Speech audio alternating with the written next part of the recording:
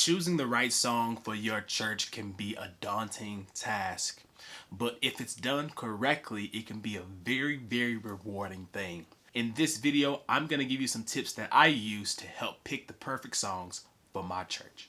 Let's go.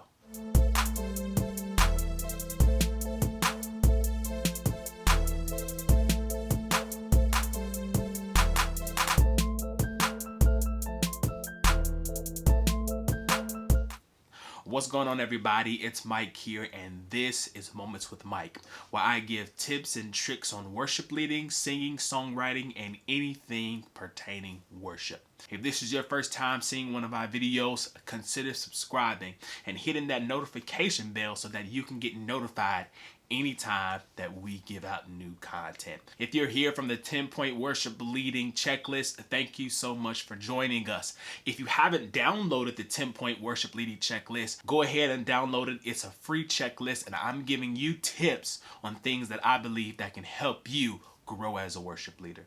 Today, we're going to talk about choosing the perfect song for your church. Let's jump right into it.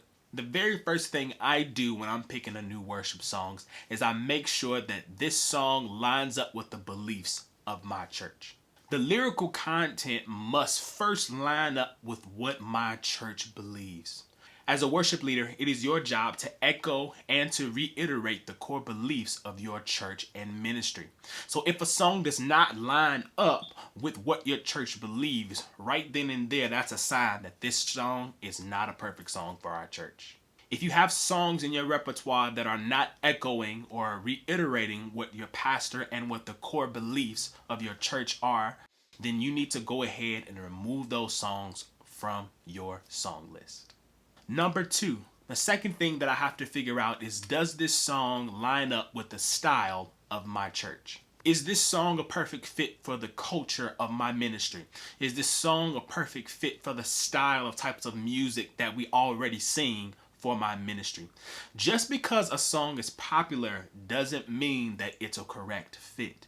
This is important because every church has their own style, have their own culture.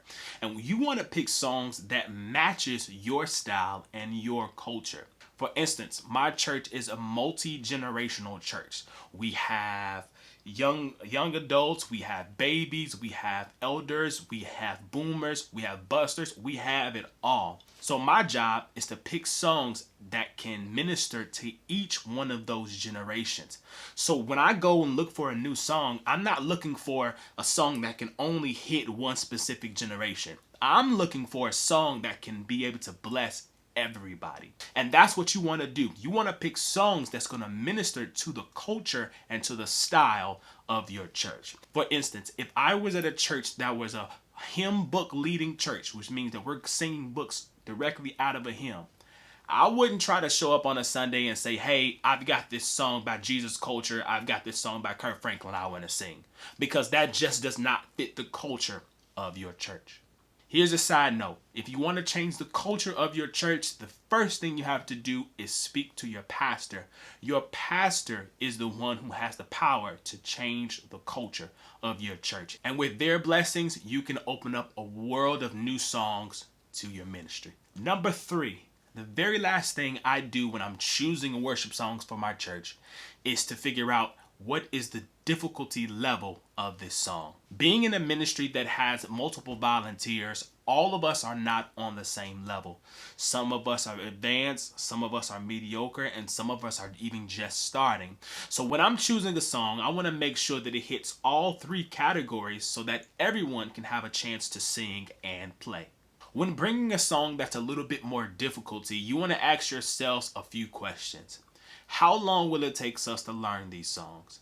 And is it worth it? Is the song worth how long it would take us to actually sing it and get it going? If you believe that the song is worth the wait, then take the time that it needs to perfect that song and learn that song. But if you believe that the song is not worth the wait, then obviously this is not a great song for your church.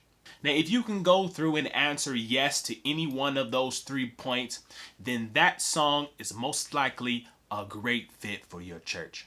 Remember, worship leaders, you're part of the diet of your ministry, so choosing the right songs can have a great impact on your congregation.